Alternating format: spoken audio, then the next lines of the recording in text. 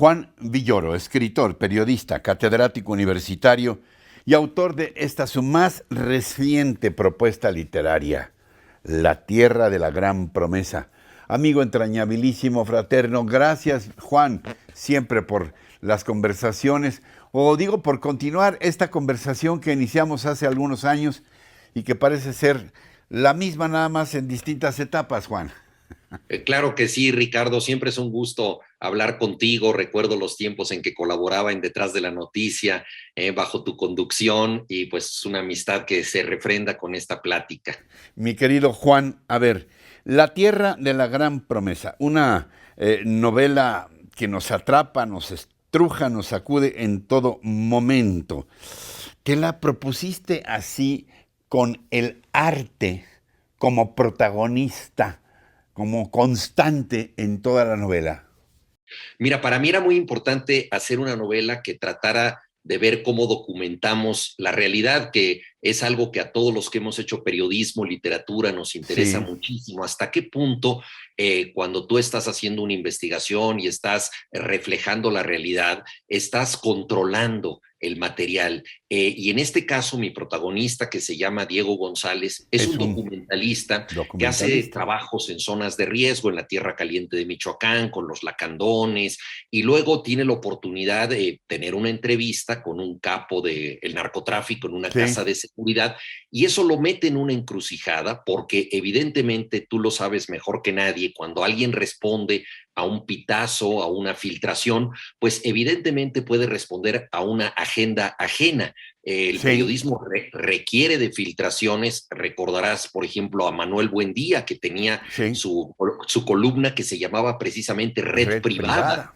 porque tenía todos estos contactos que él daba, pero naturalmente nadie te da una información clasificada por altruismo. Cada quien tiene su propia agenda y él, sin saberlo, se mete en un problema en el que él puede ser denunciante de quien está entrevistando y al mismo tiempo puede estar al servicio de otro sector del crimen organizado que quiere responsabilizar de todo a la persona que él entrevista en este documental. Entonces, quería yo reflexionar sobre los límites, las responsabilidades de narrar la realidad, sobre todo en ciertas circunstancias en las que intervienen muchas personas, como es el cine, que Sí. requiere de apoyos, financiamiento y de voluntades ajenas.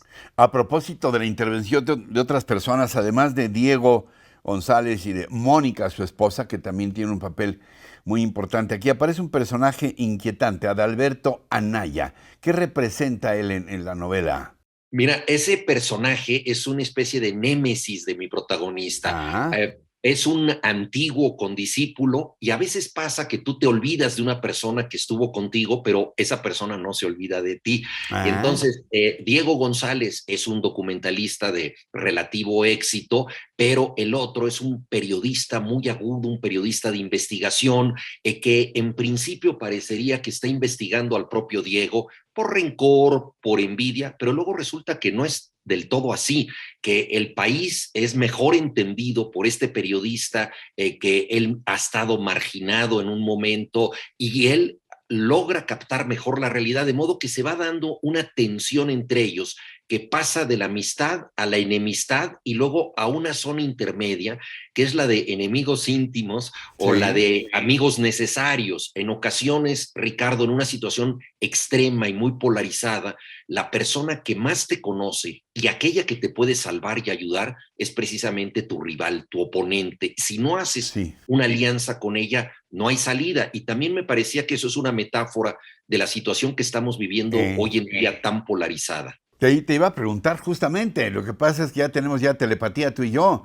Si esto, me llama la atención que entiendo que esta novela te llevó algo así como una década, 9 años de Bueno, escribirla, pero más que nada, fuiste también profético, hablando de esta situación de tensión que hay de los informadores, de los periodistas en general, con el poder, Juan.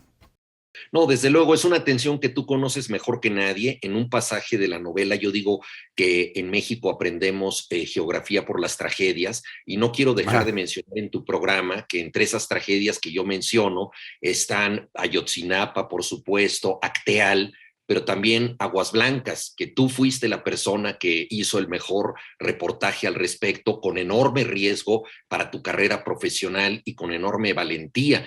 Tú Uf, conoces las consecuencias de informar a contrapelo de algo que no debe ser dicho, al menos por el discurso dominante. Entonces la novela trata de este tipo de cosas, pero en ocasiones también esa información, Ricardo, se da de manera involuntaria. ¿Por qué? Porque tú entrevistas a alguien y tú no sabes quién te ha puesto ahí y por qué razón. ah, Estamos en una situación compleja en donde no solamente hay una lucha entre lo lícito y lo ilícito, sino una lucha de narrativas. En ocasiones quienes pretenden impartir justicia, como Genaro García Luna, acuden a montajes televisivos para construir una narrativa falseada, de la misma manera en que cuando se detiene, por ejemplo, a un capo del narcotráfico, como el caso emblemático del Chapo Guzmán, se le endilgan todo tipo de delitos, probablemente algunos que incluso no cometió. Recordarás tú sí, todas sí. estas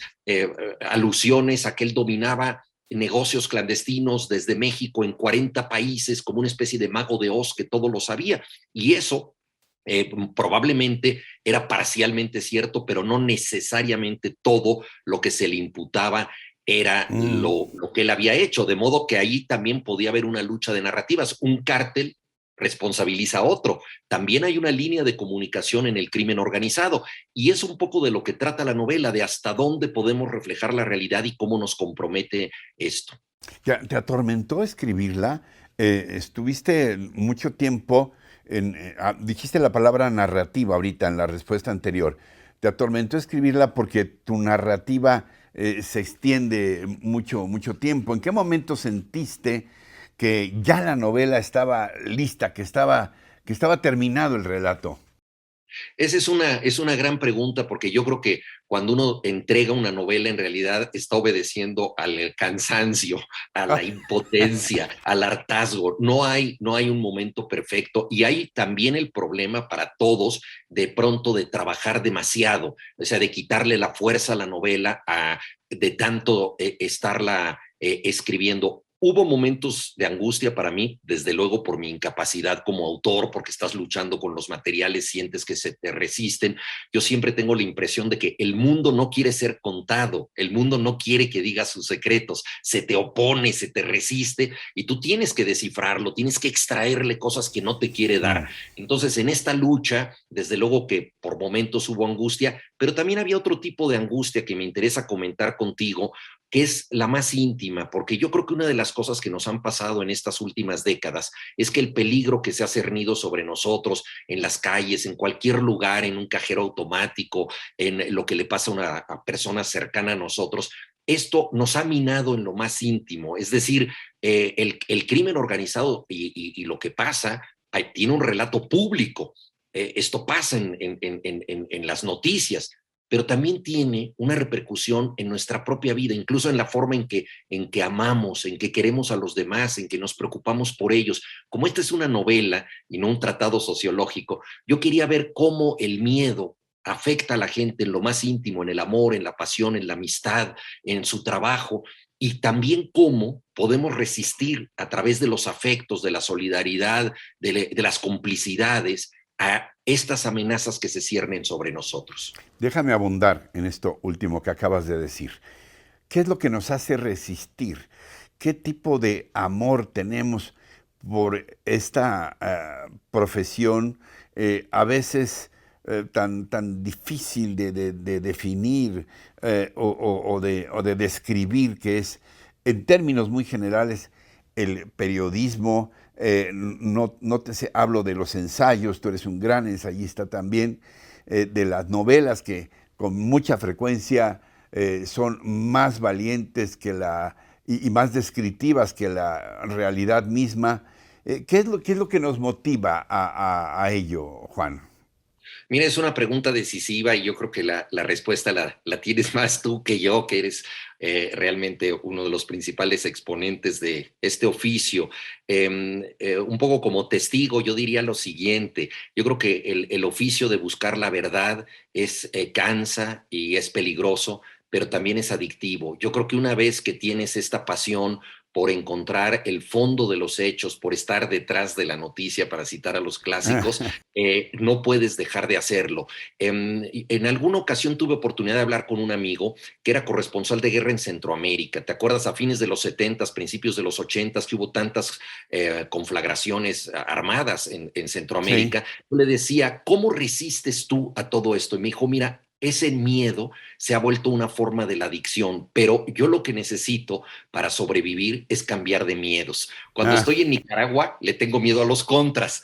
Me voy a El Salvador y le tengo miedo al ejército. Entonces, cambio de miedos, pero no dejo de tenerlo, porque la realidad ya me parece demasiado pálida cuando no estoy buscando las noticias. Y me pareció muy revelador esto que decía, porque yo creo que una vez que tienes ese virus incurable de buscar la verdad, no dejas de perseguirla. Y eso pues le ha costado la vida a muchos paisanos nuestros, Ricardo. Estamos en un país difícil para ejercer el oficio, pero pues hay muchos ejemplos. Por eso quería yo mencionar el de Aguas Blancas que tú nos diste.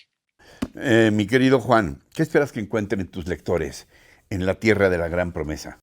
Mira, es la historia, en principio, íntima de una persona que habla dormida. Como tantos de Sí, nosotros, de pronto dice sí, algo sí, ¿es una durmiendo. bendición o una condena para Diego el hablar dormido? Efectivamente, está casado con una sonidista. Tú dices cosas sin saberlo y tu mujer te puede captar porque es sonidista y te puede grabar y Oh, puede establecer un relato. ¿No? Entonces, imagínate, ese relato que él no conoce del todo porque lo sueña, pero que proviene de algo que le pasó en el pasado y de lo que se siente culpable, es la primera zona narrativa, el mundo onírico, el mundo nocturno, pero además es un documentalista, entonces su mundo diurno es el de otra narrativa en un país lleno de peligros como México, en donde él trata de encontrar la verdad, paga hasta cierto punto el precio, pero también paga el precio de sus propios errores. O sea, la novela es un autoconocimiento, así como en el sueño te revelas cosas a ti de ti mismo, eres tu maestro sí. involuntario, así también la realidad te revela cosas. Pregunta profunda, ya está a la venta, ¿verdad? Sí, espero que sí y espero que se pueda No, bueno, conseguir, claro además que sí. estás Sí. en una gran editorial como es Random House, literatura, de Juan Villoro, La Tierra de la Gran Promesa. No se la pierdan para acabar de entender o también para seguirnos cuestionando este México nuestro de todos los días. Juan, te mando mi abrazo fraterno de siempre. Como siempre, Ricardo, un gusto hablar contigo, ¿eh? Y Gracias. qué bueno poder verte. Igualmente un deleite escucharte. Siempre he dicho que haces literatura al hablar. Gracias, Juan. Hasta pronto, hasta siempre. Juan Villoro.